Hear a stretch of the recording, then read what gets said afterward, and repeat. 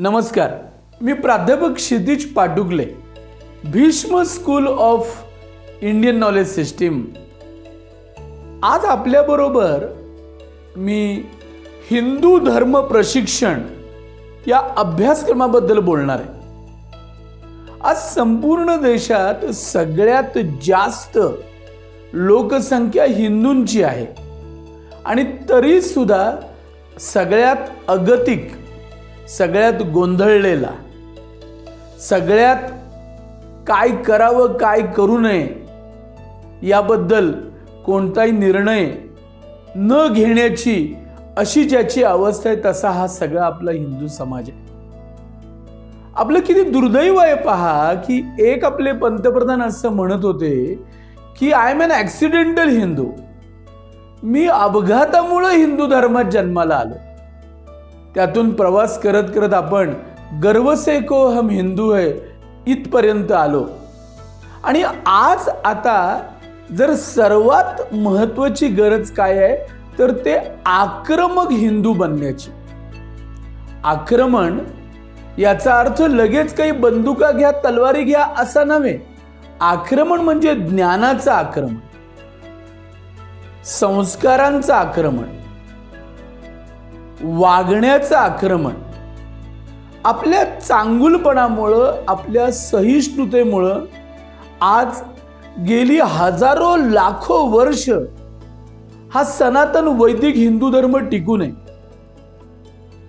जगभरातल्या कितीतरी वेगवेगळ्या प्रकारच्या सभ्यता जन्माला आल्या आणि काळाच्या ओघामध्ये नष्ट होऊन गेल्या। ग्रीक असू दे, मेसोपोटेमियन असू दे, बाबिलियन असू दे, इजिप्शियन असू दे, पण एकच अशा प्रकारची ही परंपरा जी लाखो वर्षापासून जीवित आहे, प्रवाहित आहे आणि आजही अत्यंत उपयुक्त आहे। सनातन या शब्दाचा अर्थ खरं तर अत्यंत प्राचीन परंतु तरीही नित्य नूतन असा आहे।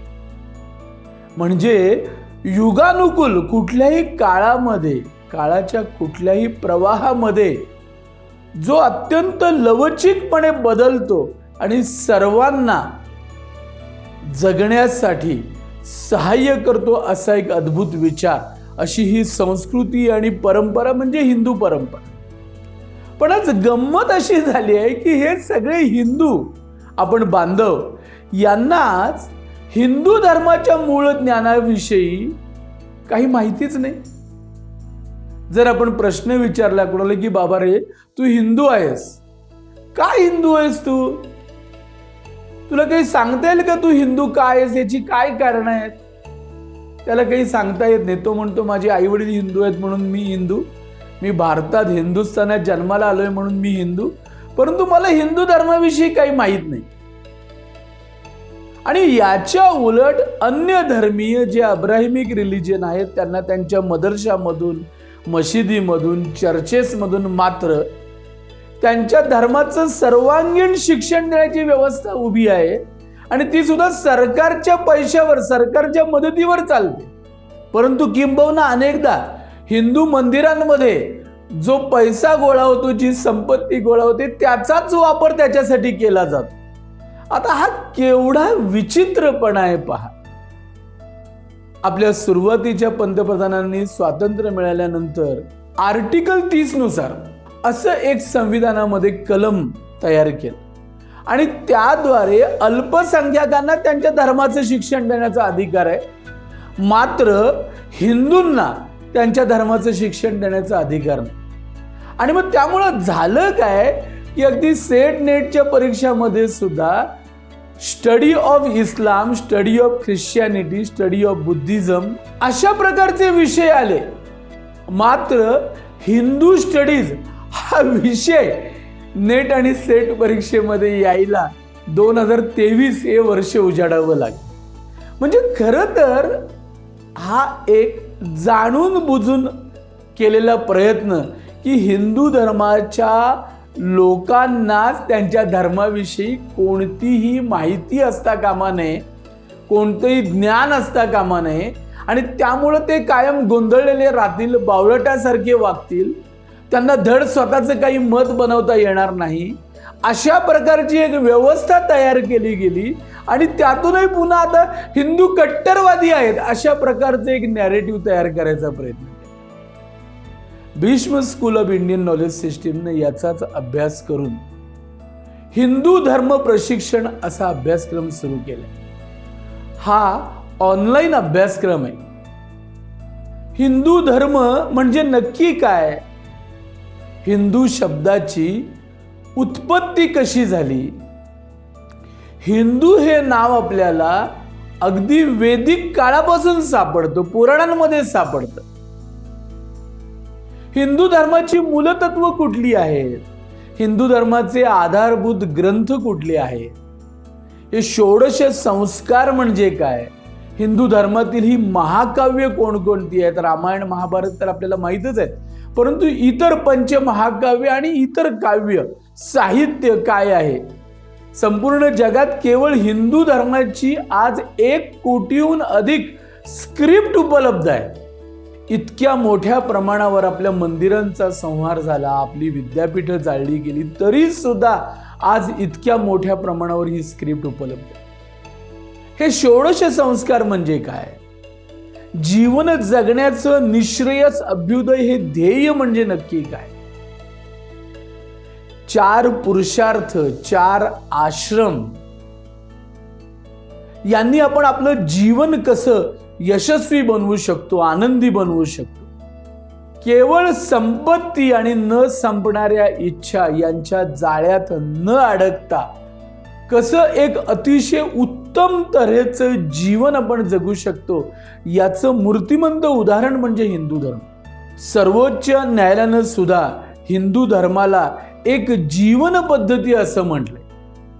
हिंदू धर्म म्हणजे रिलिजन नव्हे, एखादा पंथ नव्हे, एखादा सेक्ट नव्हे, एखादा संप्रदाय नव्हे, तर ही एक जीवन पद्धती आहे। अशा दृष्टीनं हिंदू धर्माची रचना झालेली आहे। इथं प्रत्येकाला स्वातंत्र्य आहे, सर्व प्रकारचं स्वातंत्र्य आहे आणि त्यातून तो त्या त्या ठिकाणी त्याच्या जीवनामध्ये प्रगती करू शकतो। आज संपूर्ण देशामध्ये 110 कोटीहून अधिक हिंदू आहेत। त्या हिंदूंना हिंदू धर्माविषयीचं ज्ञान देण्याची आत्यंतिक गरज आहे। आज संपूर्ण देशात वेगवेगळ्या पद्धतीने प्रयत्न होत आहेत, परंतु Bhishma school of Indian knowledge सिस्टीमनं सनातन हिंदू धर्म स्किल्स अशा या एका स्किल सर्टिफिकेशन काउन्सिल खाली या अभ्यासक्रमांची सुरुवात केलेली आहे। याला प्रचंड स्कोप आहे। हिंदू धर्म म्हणजे काय याचं संपूर्ण समाजाला शिक्षण देणं, प्रशिक्षण देणं, विशेषतः युवा पिढीला आज याची फार मोठी गरज आहे। हिंदू धर्म प्रशिक्षक म्हणून, हिंदू धर्म तज्ञ म्हणून, हिंदू धर्म विशेषज्ञ म्हणून आपण उत्तम पद्धतीने करिअर विकसित करू शकता। याचबरोबर हिंदू लाईफ कोच, मग तो विवाह असू दे किंवा विद्या मिळवण्यासाठी केला जाणारा विद्या संस्कार, उपनयन संस्कार असू दे, जन्मापासून मृत्यूपर्यंत आणि मृत्यूनंतर सुद्धा प्रत्येक जीवाला अतिशय उत्तम अशी गती प्राप्त व्हावी म्हणून विचारांचं प्रचंड मोठं भांडार आपल्याकडे आज उपलब्ध आहे। त्यामुळे तुम्ही हिंदू लाईफ कोच म्हणून, हिंदू मॅरेज कोच म्हणून, हिंदू वेल्थ कोच म्हणून, हिंदू डाएट कोच म्हणून कितीतरी वेगवेगळ्या पद्धतीने काम करू शकता। अतिशय चांगलं अर्थार्जन करण्याची सुविधा हा अभ्यासक्रम आपल्याला उपलब्ध करून देतो। अगदी साधं उदाहरण मी सांगतो की एक महिन्याला 100 रुपये जरी आपण मानधन घेतलं आणि आपल्या क्लासला 1 तासाच्या 1.5 तासाच्या क्लासला एका वेळी एक 100 लोक आले, तरी आपण दरमहा 10,000 रुपये एवढं अर्थार्जन करू शकतो। दिवसातून 4 सेशन जरी आपण घेतले म्हणजे आपण स्वतः हिंदू धर्म प्रोफेशन म्हणून हिंदू धर्म ज्ञानाचं, ज्ञानदानाचं कार्य करू शकता। याचबरोबर वेगवेगळी मंदिरं, वेगवेगळ्या सामाजिक संस्था, धार्मिक संस्था, वेगवेगळे मठ, आध्यात्मिक संस्था, या अशा अनेक ठिकाणी आपण कार्य करू शकता. मला असं वाटतं की आज ही एक आत्यंतिक गरज आहे.